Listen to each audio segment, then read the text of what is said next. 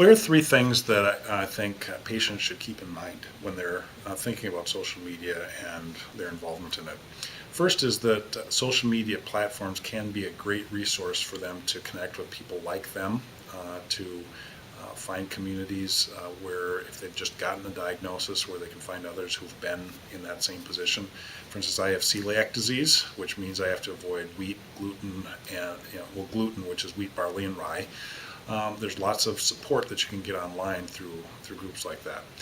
The second thing to remember is to look for credible sources. So whether it's a patient community that has lots of people like you that are all committed and isn't dominated by some pharmaceutical or other interest.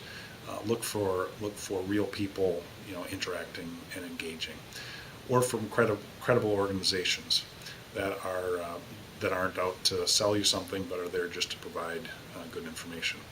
And the third thing is to keep in mind what I just said about having celiac disease.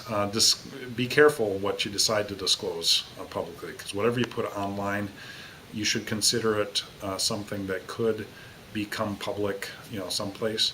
And so even if it's in a group that's supposed to be secret or private, you shouldn't put anything online if it would be devastating for you personally to have that information become public, because there's no such thing as a secret even be told between two people.